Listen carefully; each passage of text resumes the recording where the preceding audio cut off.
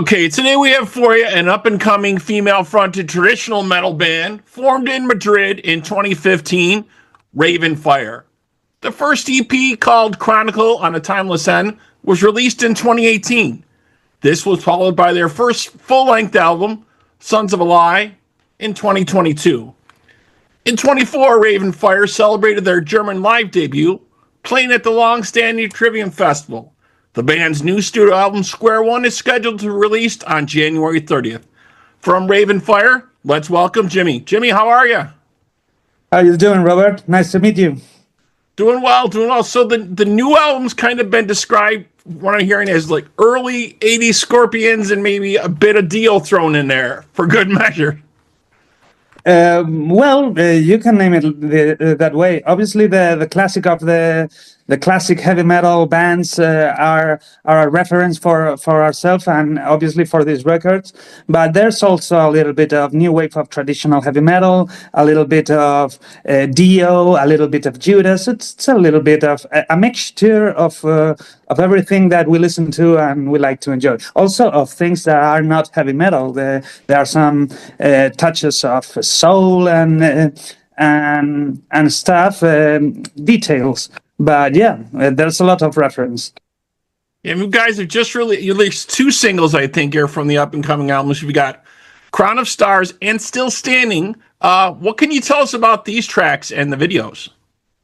Well, we thought there were good songs for being released as singles because they are catchy, they are powerful, they are mid-time, not a lot of changes, and it can be it's very very easy to everyone for understand. So yeah, we decided that we're gonna make them singles, and we said we don't have to, but it's convenient for us to do a video clip, something a little bit professional, a little bit more serious, and we thought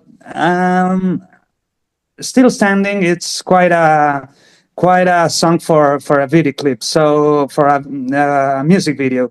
So yeah, we decided to torture the singer, which is always a great idea. And right. What I was seeing is some of this stuff was shot, I guess, separately, right? So you guys weren't sure what was happening with some of the other footage, right? Yes. Actually, the music video for Still Standing is the first product in the history of the band that Jonjo and I weren't sure what to expect.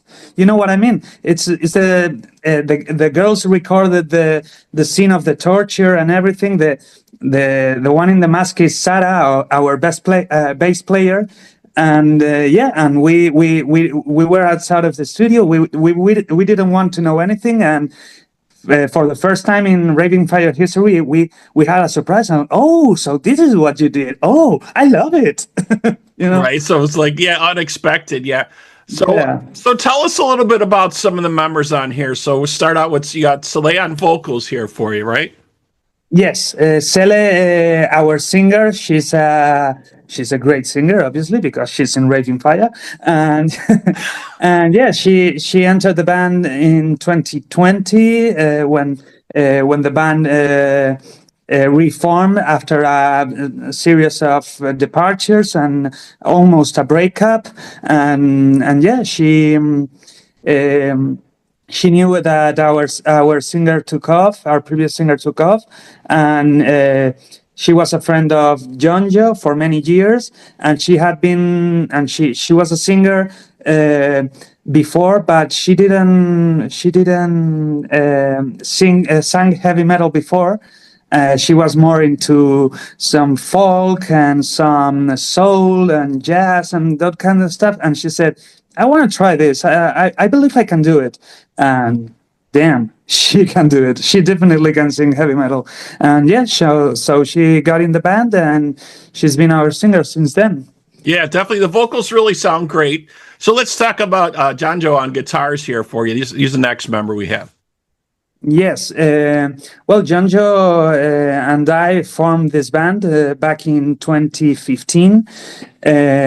We met online, like all the great stuff that came up in the 21st century. We met on the internet. He was looking for a drummer. I was looking for a band. He said, "Dude, I'm making this project. How does it sound to you?" And I said, "Dude, let's go for it." And yeah, and we've been together since. He's like my brother, and he's a great guitar player. And a few years ago, like 8 years ago or so, he decided he wanted to become a music producer because he wasn't very.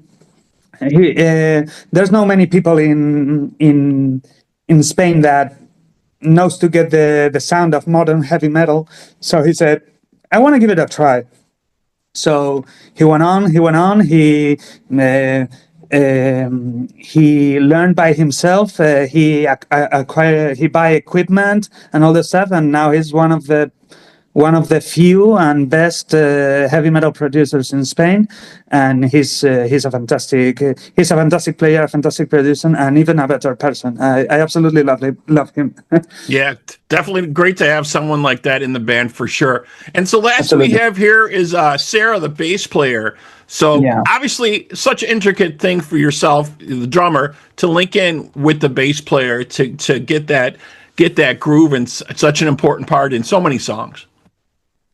Yes, Sara. She was the last member to enter the current lineup of the band. She entered in mid 2020, just before Sele, just after Sele. Sorry, and yeah, and she was previously a guitar player in another band.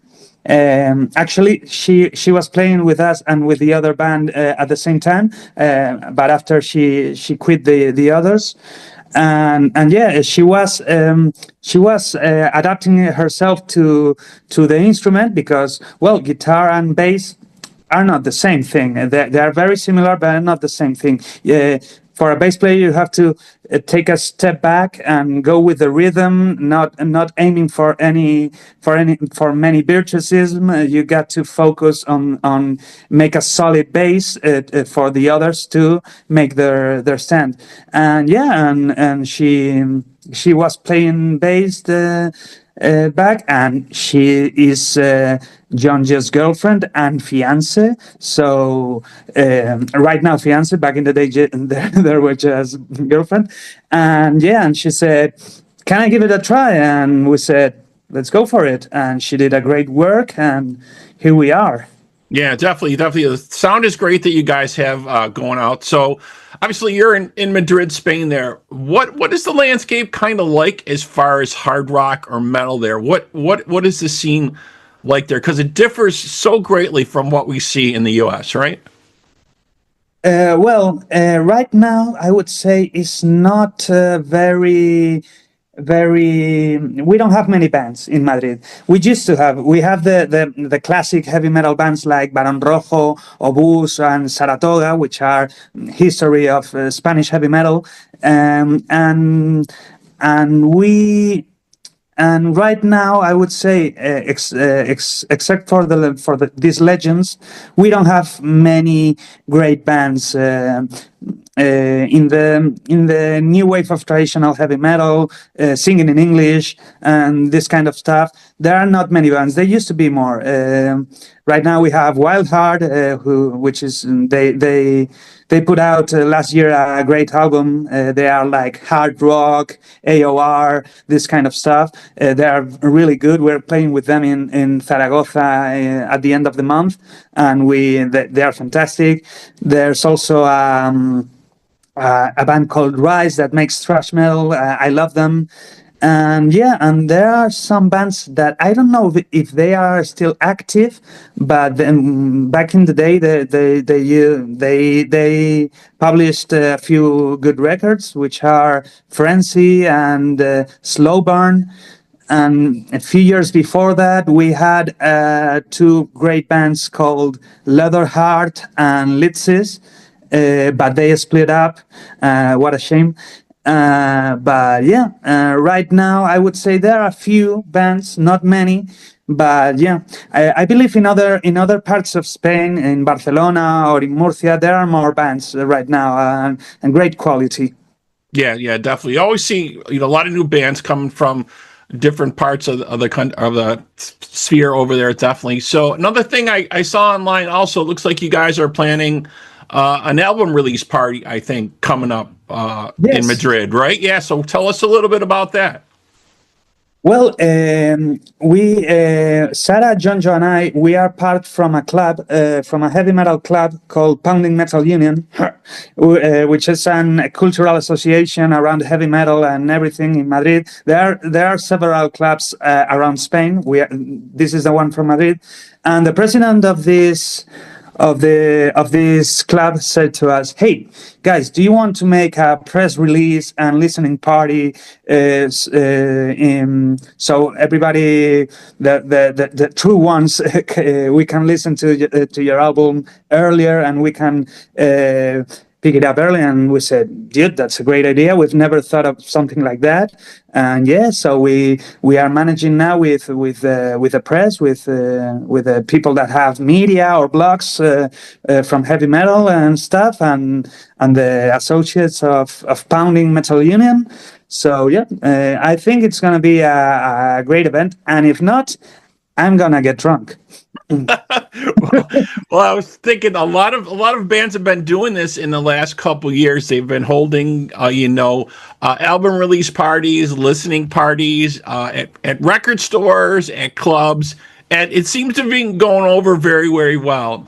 You know what I mean? There's definitely a lot of opportunities for that, and the fans get to meet the band members in person a lot of times.